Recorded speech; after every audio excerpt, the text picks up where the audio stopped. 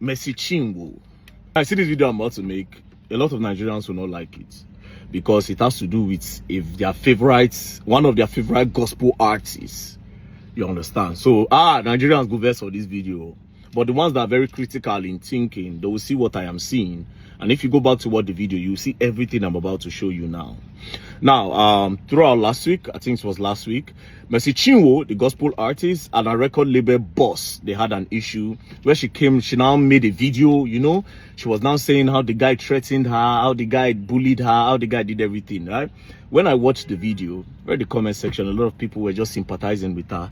But what I saw was totally different, right?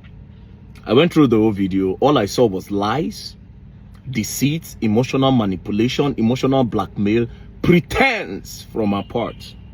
And I will point out the things that I noticed, right? Before I say anything, I will tell you for free that I am a church boy. I stayed in the church for close to 10 years. So when I tell you that I know gospel artists, I know them 100. I stayed in the church for close to 10 years. I feel stage any gospel artist now in old songs, in old gospel songs, like Christian songs, where they do for ministration on a steady. I will tell you, call gospel artist name and everything. I'll tell you, right? Now, one thing I will tell you people for free, just to open your eyes, is this. Most gospel artists and people that are generally into the gospel and Christendom, especially when they are people that people know that they are popular for being a gospel related artist, they lie a lot, they pretend a lot, they fake a lot. Just take it from me. Take it from me. As a matter of fact, if you keep a gospel artist for me and you keep a secular musician for me, I will take that secular musician to make heaven over that gospel artist. I promise you, 100. 100. Now, the issue was about Mercy Chiwo and a record label boss that made her do the video. But when I was watching the video, I noticed a lot of things. Now, let me point out the things that I noticed. First things first, I'll play the video. Then you can watch it for yourself. First things first. Okay, let me even play the video first. You were blessed. First, I want to say thanks to every one of you for your immense love and support. I never believed the day would come where I would sit here to share my story. For the sake of the body of Christ, I thought to bring some clarity to a lot of misleading news out there online about the Mercy Chiwo brand.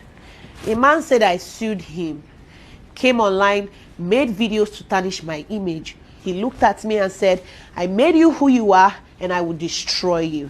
I became scared of my life. It got to a point where I had to move from Lagos to Port Harcourt because this man made the environment toxic for me. I've endured bully. I've endured threats. Whatever he's doing on social media now is nothing compared to what I went through. This is not to paint him bad. He took me to court, came online to tell the public that I took him to court. Here are the documents. You took myself and Minister Judike to court.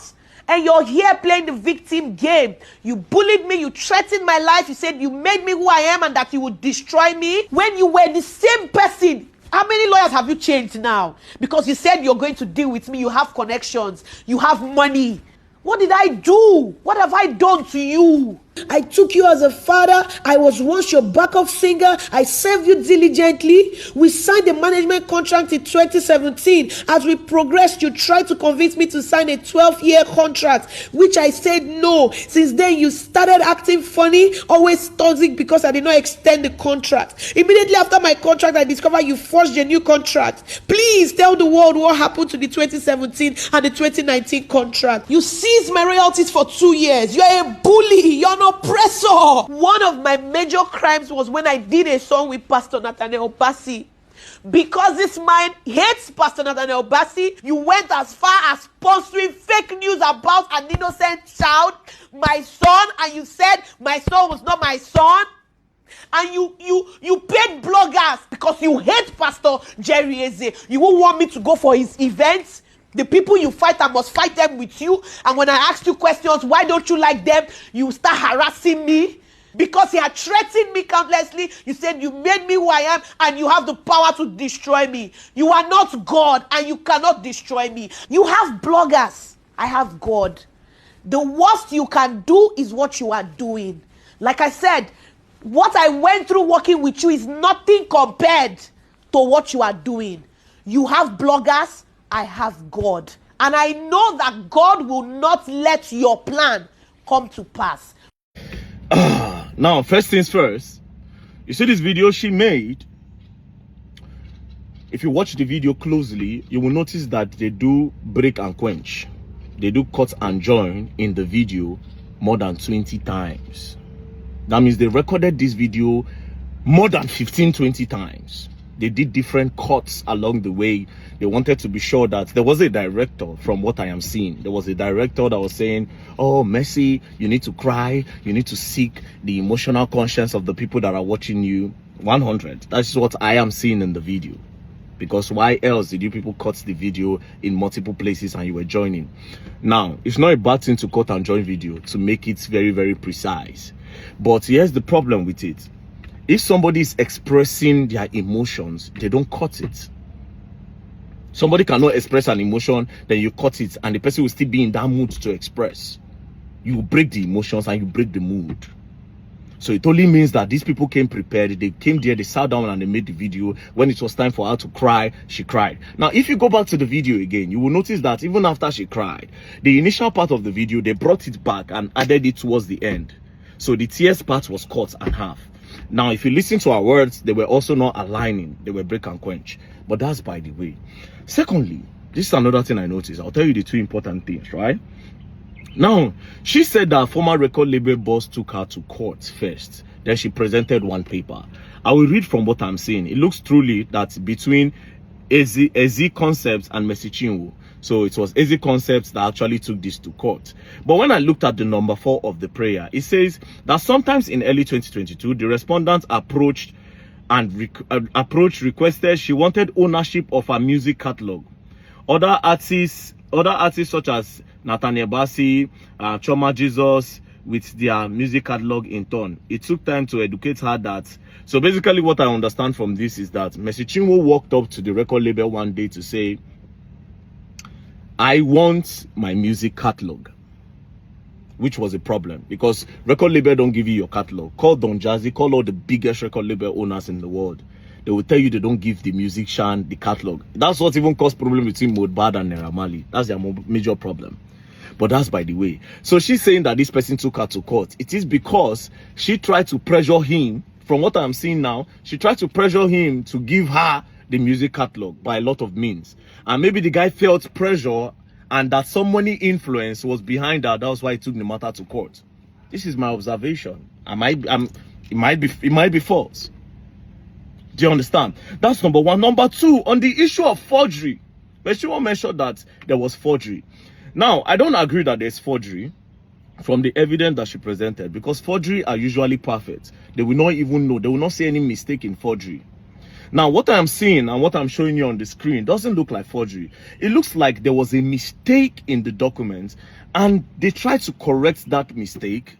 And after they corrected it, it looks like Mercy Chiwo and the record label boss were both present. That is the only explanation of the 2 signatures that are on this date. As you can see, date 5th day of September 2017. Now, if you look at this thing well, it looks like they wrote 2015, and when they realized, they decided to correct it to 2017. That's what I can see. Might not be true. Now, if there was one signature, it would make sense. But the fact that there are 2 signatures, it looks like what goes on in the bank. You know that when you go to the bank and you want to fill teller, you want fill teller for bank, and you make mistake, they will tell you to sign on it. This is what I feel happened there. So this does not look like forgery. But they can't say it's a lie. This doesn't look like forgery at all. It doesn't look like forgery. It looks like they were both there. So this one again is off. This one looks like a lie. So these are 2 lies. These are 2 lies. Now, the last part. You see the part where she was bringing in Jerry Eze. The guy does not like Nathaniel Bassey and all that. That the guy went to go and pay money for people to say the baby looks like Nathaniel Bassey. That is emotional manipulation and emotional blackmail. Because when that thing was trending then, when people were saying that the child looks like Nathaniel Bassey, I can remember that you people arrested someone. The person confessed that it was this guy that told him to do that. And during the time that the thing was happening, why didn't you come out to mention that, point out to see it was this guy? Why is it now full time? And do you have proof that it was this guy that actually paid bloggers to post that your child look like Nathaniel Bassey. That's another thing. Now, where I fear Messi Chiwo, where I take fear, I want to come out. Now, when she bring Jerry Eze into it, what was Jerry Eze doing there? One thing. Jerry Eze has a large crowd of Gen Zs and a lot of new generation people watching him, and they love him. So by bringing in Jerry Eze and saying that, oh, it does not like Jerry Eze, obviously there's no witness for that. So she's trying to sound that, oh, me and this guy, we are always together when this guy say he does not like Jerry Eze. So this one no need witness. So she's confirming it that this guy does not like Jerry Eze, so that other people that like Jerry Eze would not like the guy. I mean, her people can come and say, Very Dark Man is not, what Very Dark Man is saying is nonsense. Then we can now go and give it to people that will analyze the whole full video. They'll bring tactical team, bring computer, make they see how many times that video was cut and joined. That was the red flag of everything. Secondly, this part of forgery, this doesn't look like forgery. It doesn't look like forgery. At all, it doesn't look like forgery. And again, the part of Jerry Eze, come on. And that part where you say, you have bloggers, I have God. Come on, sister. Come on. Come on, man. I ain't gonna buy this thing. This thing is emotional manipulation, baby. It's emotional manipulation. That's all I can see. Now, I didn't want to investigate this matter, but if I say I go put my mouth for this matter, I go find what I need to find. But I know when somebody, I don't trust the easy, I don't know him from anywhere. All this analysis I'm doing is based off on the video that Messi Chiwo posted, and that video was too perfect for me that made me see faults in it. I'm sorry, a lot of you will not be happy about this video, but it is what it is. Like I said, I go investigate that. I go investigate this their matter. I won't know what really happened. Peace and love, don't play. Else you go and learn, I will learn the hard way. For the people who go verse, moon and no verse, the analysis I do, peace and love.